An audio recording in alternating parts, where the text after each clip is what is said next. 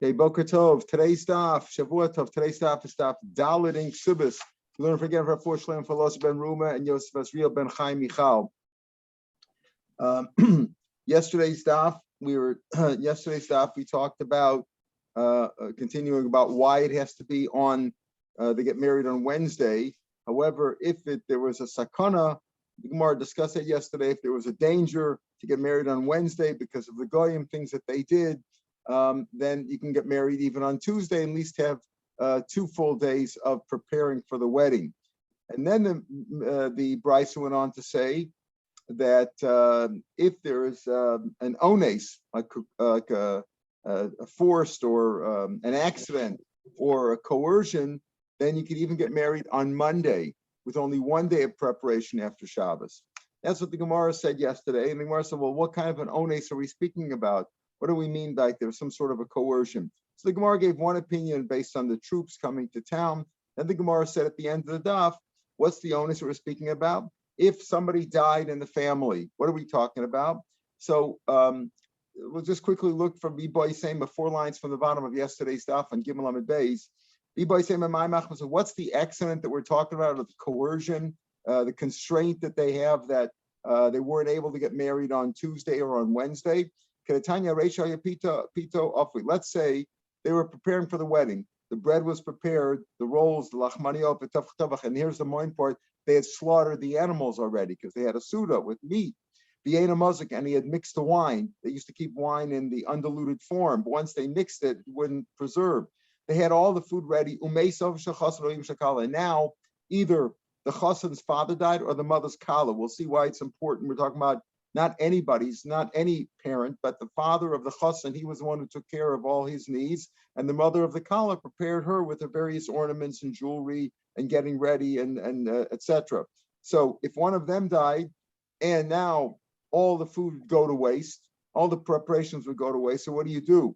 The father of the chassan or the mother of the kala died right before the wedding. What you do is you don't carry out the funeral.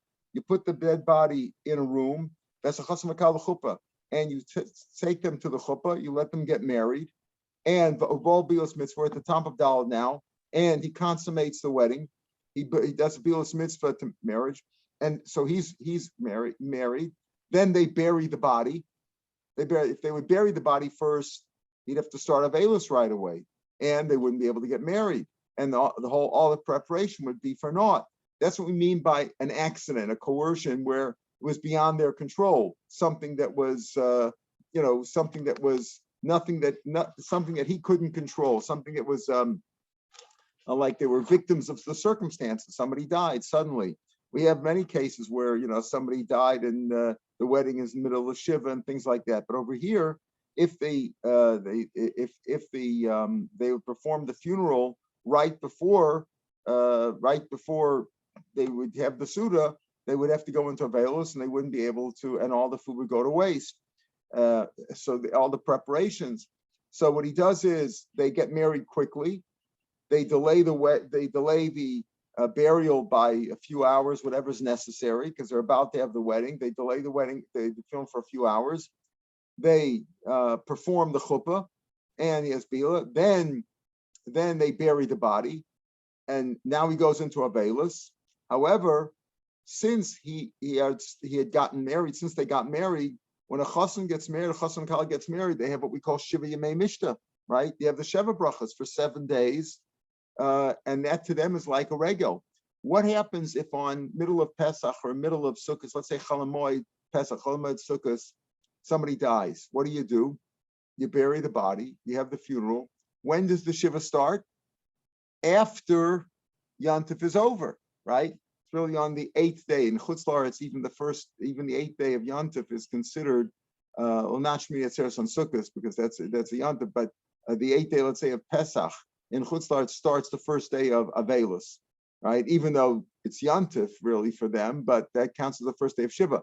But in Eretz Yisrael, where there's 7 days, so they keep the 7 days of Yantif, and then the Shiva starts afterwards, right? Starts only afterwards. So that's what happens here too, effectively. The chassan and kala got married, so they have Shiva Yomei Mishta. That's like a regel for them. So what does he do? Uporesh, and they separate. Porish means that he can't live with her anymore. They can't sleep together. He did the Bilos mitzvah, he can't sleep together. Because we'll see why. V'noig Shivas Yemishta. Yes, the Shivas Yemishta. Why doesn't he sleep with her if it's a regal for him? Because it's still really like they're in Avelis, and Avelis B'tzina, you're Noeg. Even though you can't be Noeg Avelis during during Yantif, but Avelis B'tzina. So, for example, somebody lost a family member, parent, let's say, on Cholamoid. You bury the body, they start the Shiva afterwards, but Avelis B'tzina he has to keep, meaning he shouldn't sleep with his wife. So that's what happens here too. Porish, they separate. V'noeg Shivas Yemei Mishta. So he completes the 7 days of Mishta of the Sheva Brachos. V'achkach noeg Shivas Yemei Avelos. And then they start the Avelos afterwards. Technically, Avelos B'tzin is noeg right away, even during the regal. But the regular Avelos, the public Avelos, takes place after Shivas Yemei Mishta. Like if somebody died during Cholamoid or on Yantif, and they buried the body in Cholamoid, you begin the Avelos after Yantif is over. Cholosim, all those days, Hu Yoshin Ben Anoshim, V'Yishem Ben Anoshim, all those days during the Shivas Yemei Regel, being the Shivas Yemei Mishta, or what we call the Sheva Brachas, and during the Avelos for sure, they don't sleep in the same room. He sleeps among the men, and she sleeps among the women, because we're afraid the temptation will be too strong. Okay, and therefore to keep them separated, they're newlyweds. We keep them separated. All 30 days, including these days of Avelis, she's allowed to dress and put ornaments on, etc., so that she shouldn't be repulsive to her husband. And then the Mishnah and the Brisa goes on, but only if it's his father or her mother who died.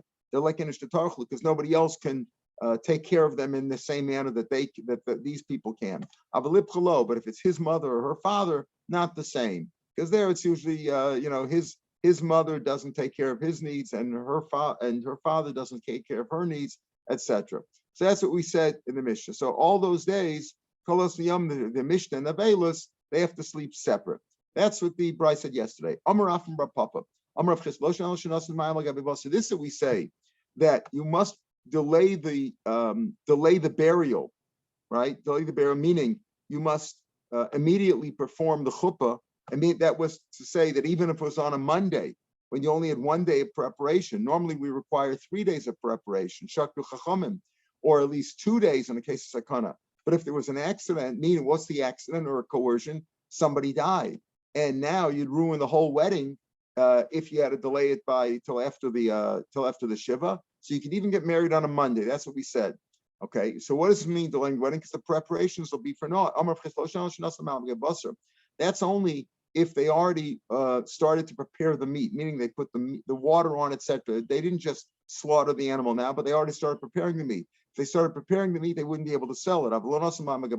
If they didn't put water on the meat yet, and as they hadn't started cooking it, then mistavan, you could sell the meat. In other words, there's no reason why you have to delay the burial and perform the wedding first. To delay the wedding by a week, but big deal, because you can take care of the meat. And I guess the breads and the wine you can get around somehow, cool it or whatever you do. But the main thing is the main expense would be on the meat. If you could sell off the meat and thereby delay the wedding by a week, that's what you should do. In a large city, you could sell the meat anyway, even if it's already watered, because there's a big market there. You have a lot of people to sell to. In a small village, even if you didn't put the water on the meat, because it's hard to sell. In a small village, you wouldn't be able to sell the meat once it's been slaughtered. So what's he talking about? Chisda says if you didn't put the water on the meat, you could sell it and delay the wedding and perform delay the wedding by a week. You don't have to do the wedding on this Monday that you're at right now. What's he talking about? If it's a large city, you could sell the meat anyway. And if it's a small village, you can't sell the meat even if you didn't water it. Like this city, Masamachasi in Babel, the Mafkim Mikfar. It's not a large city and it's not a small village. It's in between, right? It's not either one of those. Okay, so he's just saying, so here you see the idea. That's why today they probably wouldn't do that, because they can delay the wedding, whatever the circumstances are. You can freeze the meat, whatever you could do. These were the situations then. Tiny Kvaras Rav Chisda, a brisa like Rav Chisda. What did Rav Chisda add on? He added on that if you could sell off the meat, then the wedding doesn't have to be then wedding doesn't take place right away. You could delay the wedding. For you, the same idea. The brisa is pretty similar to the previous brisa, but he adds on Rav Chisda's point. If the bread was prepared, and he'd slaughtered the meat, the animals, and he'd prepare the wine. He had already mixed the wine, diluted the wine so that it was drinkable. Here he adds on. See, this brisa adds on to what the previous brisa that we learned did not have. And he put water on the meat. And then one of them died. You put the dead body, you put the corpse aside in a separate room. You continue on with the chuppah as you have the wedding ceremony. And he does be'ila. He consummates the wedding, the marriage. And he separates from her. Can't sleep with her during the Sheva brachas and during the Avels. He has Shiva Mishta because it's like a regal for him, like a Yantav. All those days, all those days, he sleeps with the men, sleeps with the women. In other words, they're chaperoned. That's what we call it today in English. They're chaperoned. You don't sleep. You don't have them together. So you have today, let's say, by a chuppah snida. It's very common today. I mean, today the girls take drugs so that they shouldn't be a nida at the time of the wedding. But sometimes they can't. It doesn't always work, or they're not able to. So when you have a chuppah snida, then basically they can't sleep alone that night. That's for sure, because they haven't consummated yet. Here, as we'll see, it's speaking where he consummated already. Still, you separate them. Because you're concerned about the temptation. And this brisa added on the idea of you start preparing the meat. And adds on, if a woman broke out and she started menstruating, what do? Like I just said, if a woman menstruated, as we'll see in a minute, it's speaking about they hadn't consummated yet, and she's a nida. So you can't sleep. They can't sleep together. They can't be alone in the room. They can't have yichud because you're afraid they haven't consummated yet, and he might come to be over and sleep with a nida. Okay, we'll talk more about this shortly. You don't prevent the woman from having, even though she's an availus. If she's an availus or he's an availus, you don't prevent her from having any ornaments, any jewelry, etc., makeup. Because we don't want her to be repulsive, the entire Shloshim Bay, because we don't want her to be repulsive on her husband. Then he adds on, this price adds on a few things, right? About adding the water to the meat, and talks about the nida here. And then it says, either way, lo yivo be'erev Shabbos. He shouldn't perform the first bia. They get married. It was very common in Europe and even places today. They get married on a Friday because it's cheaper, or people bring their own food. So that in Europe, when they didn't have enough money to prepare a meal for everybody, they would get married on Friday afternoon. Everybody would bring their Shabbos food to the to eat, to the Suda. That's what they did. So that's what was very common. But here he says you shouldn't make a bia for the first time on Erev Shabbos. Friday night, you shouldn't consummate a marriage with a virgin the first night. We'll see what this means. It's not Noah today, but we'll see. And not a Matzah Shabbos, which, we have weddings on Matzah Shabbos too. I don't know if it's common today, but I remember weddings would take place all the time Matzah Shabbos. So here the Brisa said they didn't do it on Friday or on Saturday nights. We'll talk about the Gemara is going to discuss this later on. Amar Mar. Now we're going to analyze these Brisas. Who Yashman and Hashim, Yishan and Hashim, they sleep separately. Even though we said that there's no availus during Cholamoy, right? If somebody dies and you bury them, you don't start availus then.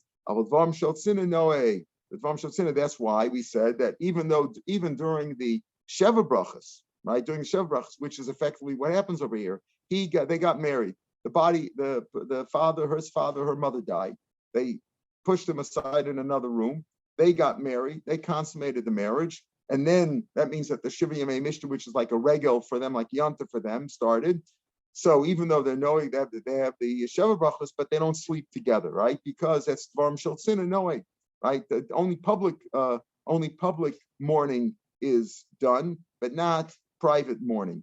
Okay, I mean the other way around. Private mourning is done. Public mourning is not done during the regel, during the Shiva Yomei Mishta. During the Shiva, then all mourning is done. But during the regel, that's private mourning is you're not allowed to do it publicly, but private mourning, which means relations between husband and wife, that's kept. Darsh Rav Yosef, Braid Rav Mishmei Rav. Now we get into a discussion about this business. We mentioned Nida also. Lo shana el shelo bal. That's only what if they didn't have bia yet. Aval boil ishte yishen imo. So like this. This that we say that they have to sleep separately is only if he didn't consummate yet. But if he aval ball, but if he consummated, then his wife can sleep with him. So that's what he darshan. So what do you mean? What did it say at the top of the page? Top of the page, they put the corpse in the other room, and they perform the chuppah, and then they separate, and then they keep the sheva brachas, and afterwards the abelis. But during that whole time, they sleep separately. So the ball skin, speaking, we said he consummates the marriage, right? You put the body in another room, consummate the marriage, bury the guy. They have the funeral. Obviously, they can't delay the funeral by that much. They bury the guy or the woman, whatever it was, and they keep the Shevi Yomei Mishta and the Avelis, but all that time they sleep separately. So how can Rava say over here this that they have to sleep separately is only if he hasn't consummated yet? But if he consummated, then they can sleep together. Speaking about the had bia, said even though they had bia, they have to sleep separately. It says Ki Kamar Apirsa Ishtonida. Rava was not speaking about the case of somebody died and they're about to get married, etc. That whole complicated case. No, he's speaking about where his wife was a nida right before the wedding.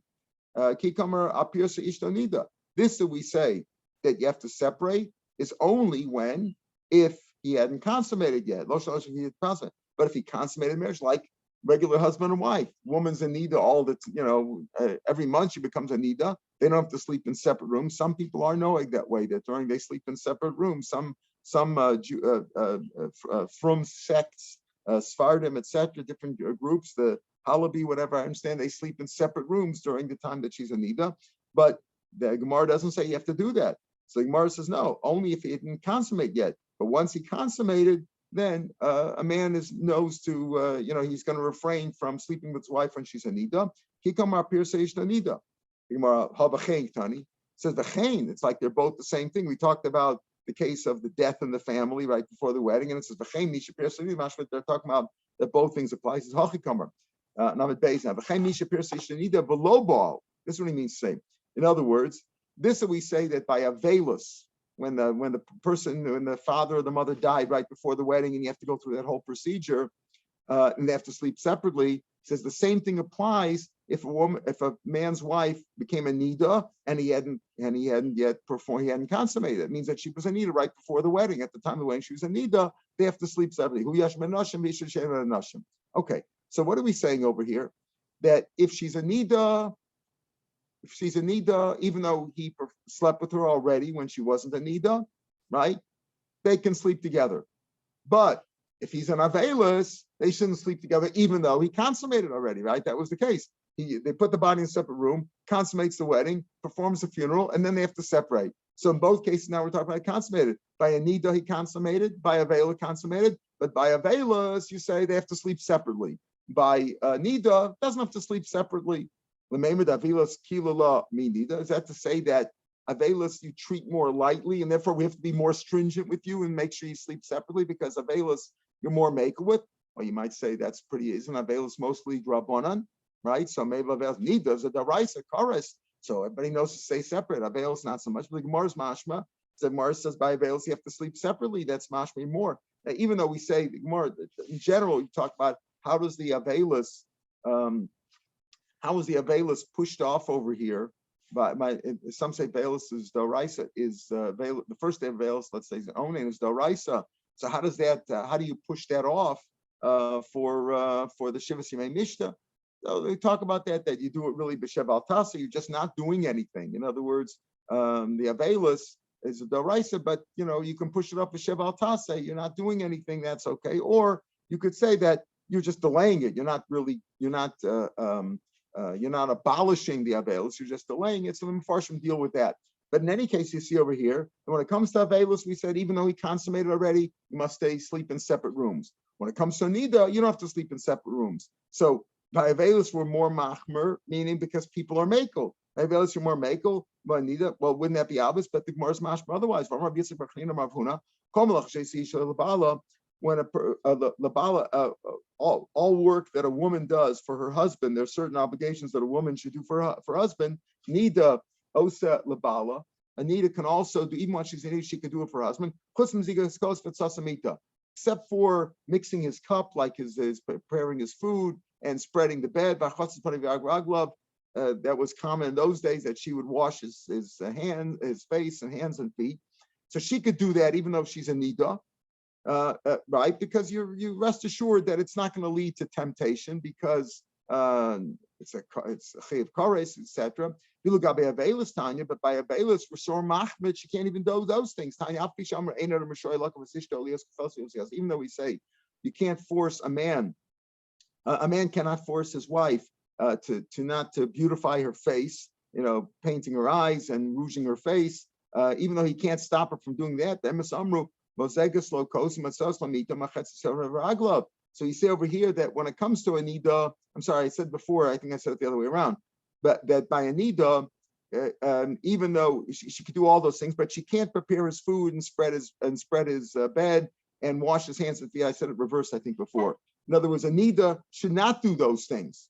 A nida should not do those things because we're afraid it might lead to temptation if she's washing his face and feet, etc. So she should not do those things. She could do everything else, but she shouldn't do those things. But by Avelis, we allow her to do those things. She can prepare his drink, prepare his wine, spread the bed. She's allowed to do those things, and you're not worried about it going to lead to temptation. In other words, our Gemara Naman Alphas Mashma, when it comes to Avelis, might lead to temptation, even though they've consummated already, but stay in separate rooms. When it comes to Anida, Rava said, not a problem. If they've consummated already, they could sleep in the same room. That means to say that Avelis we're more machmer about because people treat it lightly. Here you see that by Avelis,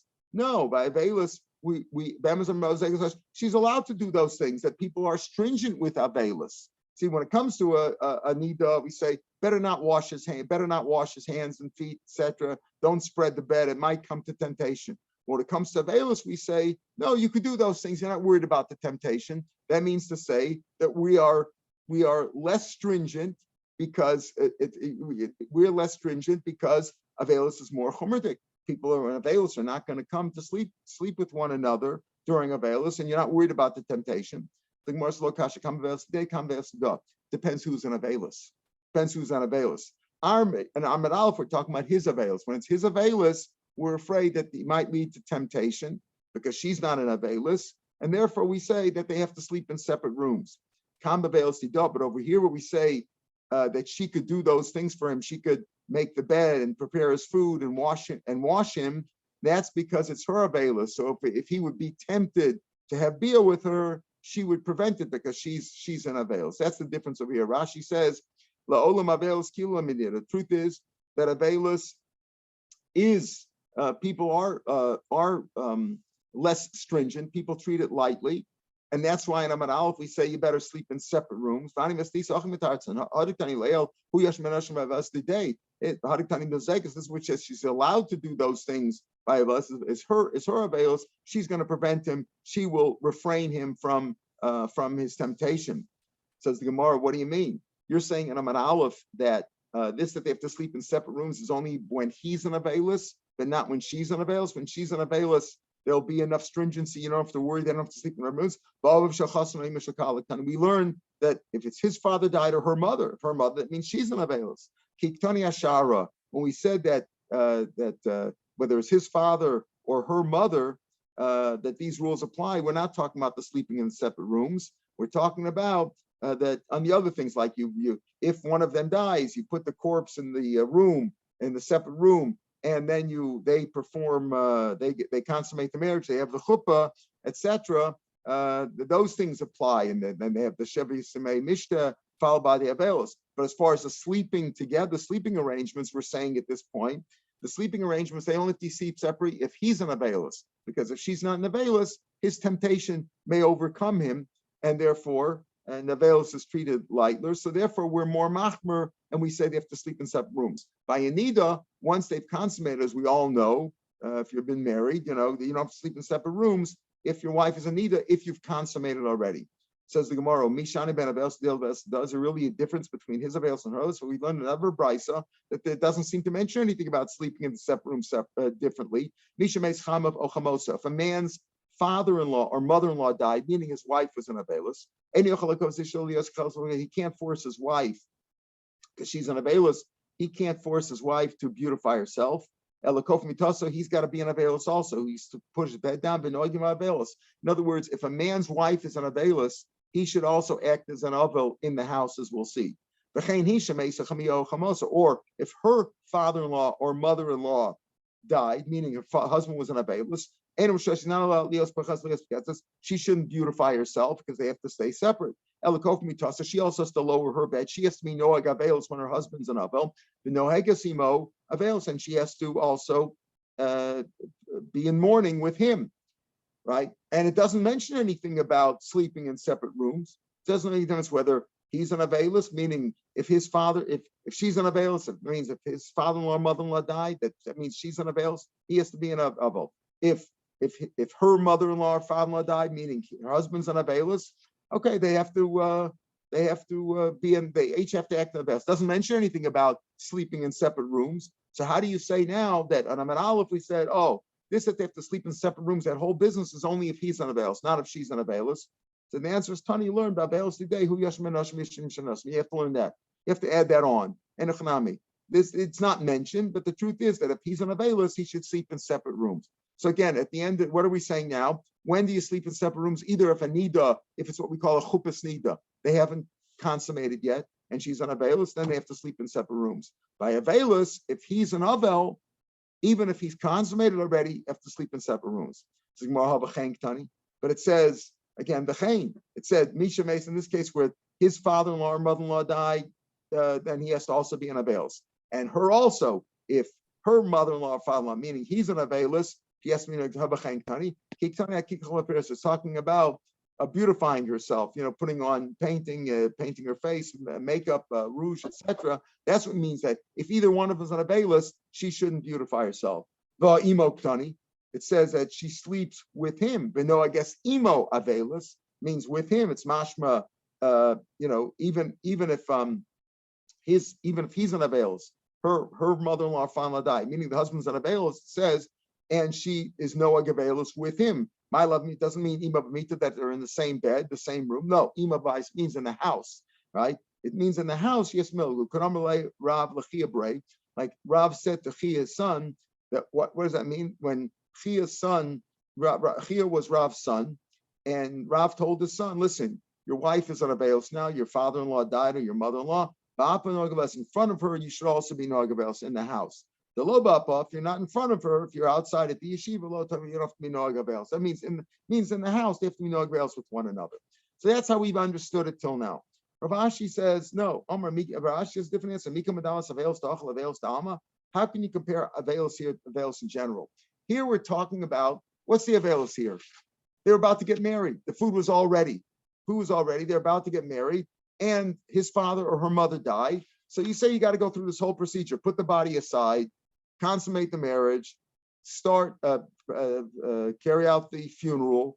Then you have shivya mei mishta, like a regular, like yantif, and you follow up with the avelos. So you say over here, that you have to separate the husband and wife, even though they've consummated already, as opposed to an anida, where anida doesn't have to separate because if consummated already, then you don't have to worry. That's Issachar.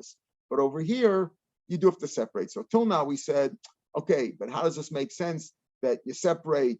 It doesn't make sense. We find by avelos that people are more machmer. She can even wash his face, and you're not worried about it.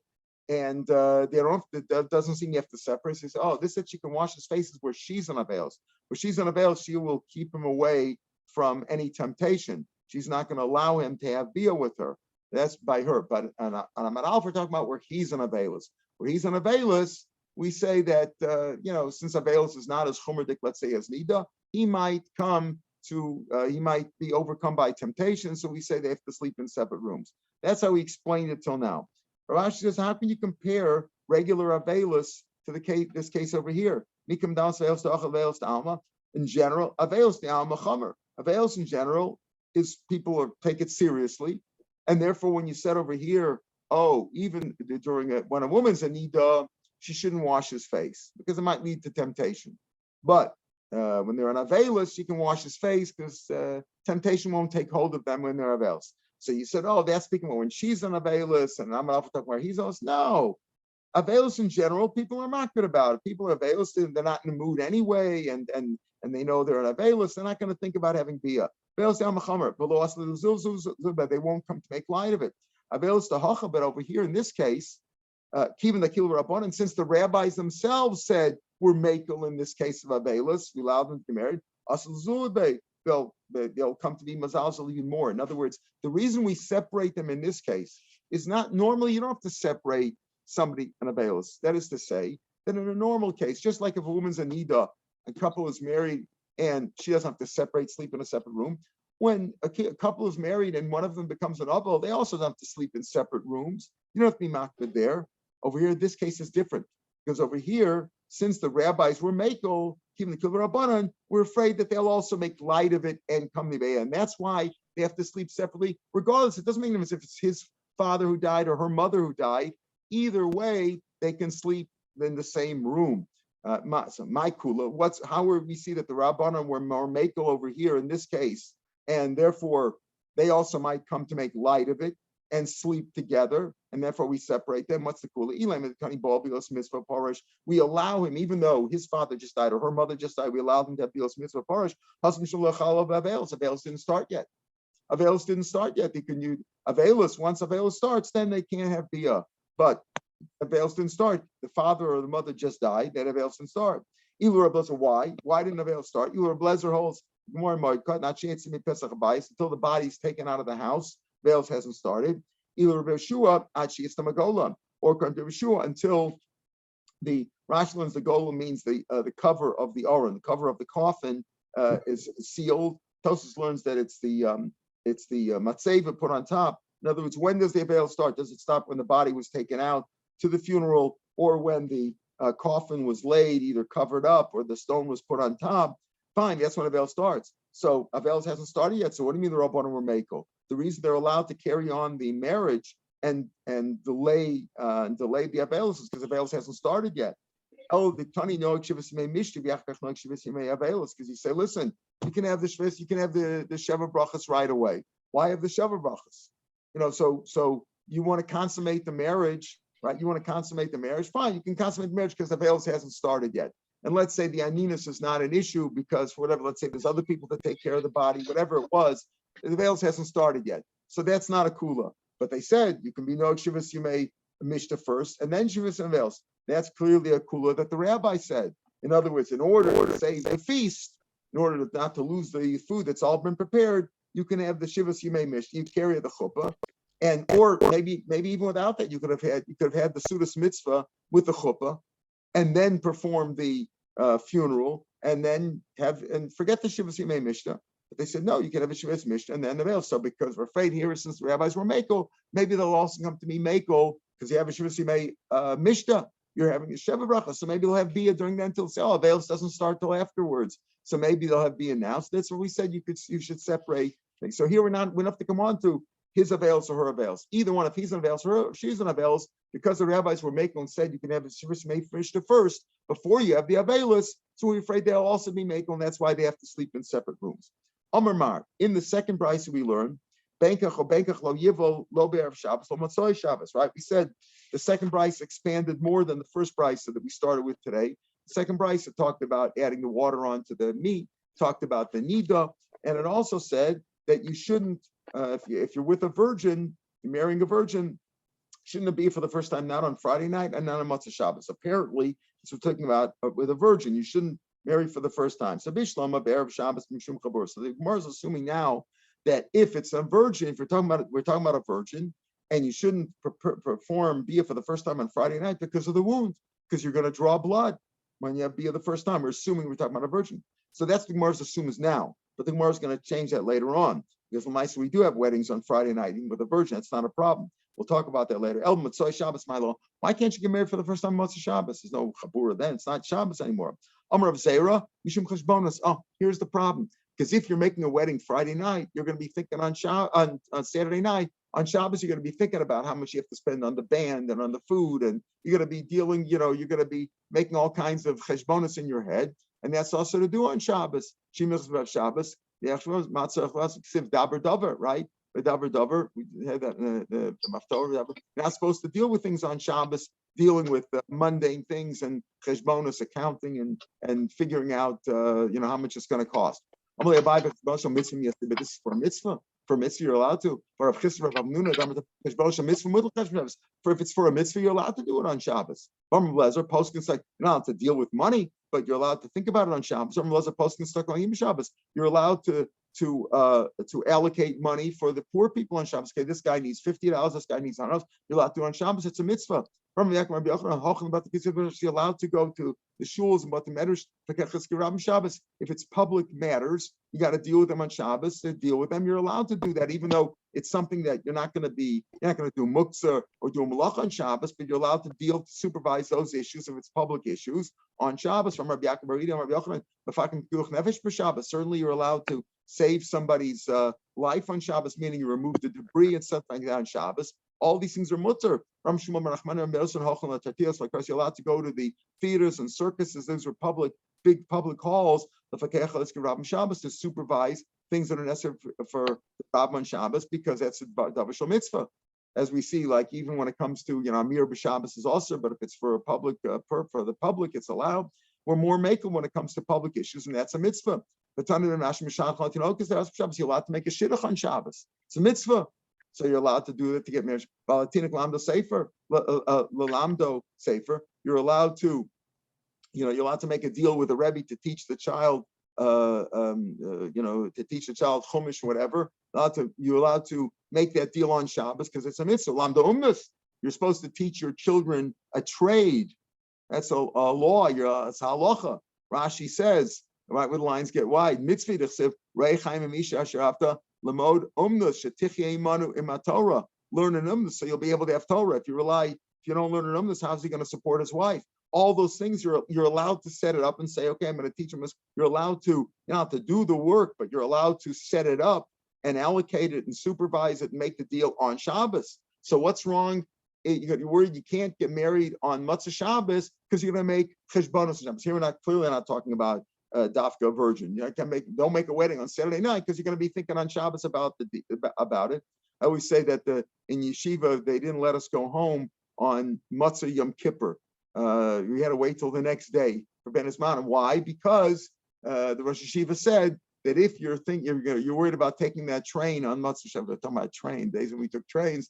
You're going to be thinking about Yom Kippur. You want to have the right kavanah. So that he said, okay, that's not a mitzvah. You could go the next day. But the same day, if you're thinking about it, you shouldn't do it on Shabbos, but it's a mitzvah. For a mitzvah, you're allowed to. If we're afraid, this is the problem. You might start preparing the meal too early. You might start shechting the chickens before Shabbos is over. That's a problem. Yeah, that's a problem already. That's how you can't. You're allowed to make deals and cheshbonos and things like that, and allocate things and supervise things. But you can't if it's for a mitzvah. But you can't shecht on Shabbos. If that's the case, you're worried about Shema Yishcha Belv. So what happens if Yom Kippur comes out Shechalios B'Sheni? What happens if Yom Kippur comes out on Monday? What are you supposed to do the day before Yom Kippur? Have a big meal, right? It's a mitzvah to eat the day before. So if you're going to have a big meal on Erev Yom Kippur, which is Sunday, maybe you're also going to come to do the shechita on Shabbos. So maybe if Yom Kippur comes out on a Monday, they should delay it till Tuesday, like the Rab, like the Chachamim, the Bezdin can delay Yom Kippur. It shouldn't come out next to Shabbos. All kinds of things. So delay Yom Kippur till Tuesday. If it was going to come out on Monday for that reason, you shouldn't come Shechal Shabbos. Yitcha, maybe you're going to shecht it on Shabbos, preparing for the big meal of Erev Yom Kippur.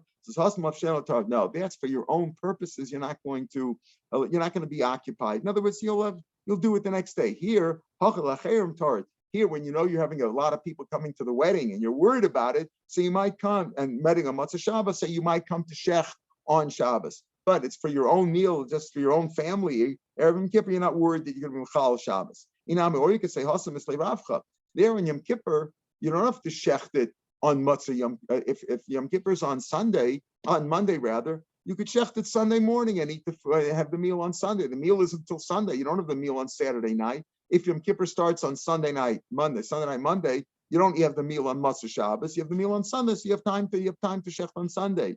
You don't have to shecht on Matzah Shabbos that you might think you might come Yom Shabbos. But over here, if the wedding is right after Shabbos is over, you might come to shecht it on Shabbos. Once you come on to this reasoning that the reason why you can't have a wedding on Matzah Shabbos is because you might come to do shechita on Shabbos, right? So Erev Shabbos Nami, the reason why Erev Shabbos, why you can't make a wedding on Erev Shabbos is not because of if she's a virgin, you might make a chabura that you might make the wound and draw blood. The reason is because you might also, maybe you're making a wedding on Friday, and it might run into Shabbos, and you say there's not enough food, and you'll shecht some more chickens, and you might come to shecht on Shabbos. So both the reason why you can't make a wedding on Friday night and on Matzah Shabbos is because you might come to do shechita on Shabbos, whether it's for Friday's meal or for Saturday night's meal, you might come to the shechita on Shabbos, and that's the reason, not because of chabura. The Gemara later on will talk about this. All right, we'll pick up from here tomorrow. Have a good day. Shavua Tov to everybody. Kol Tov.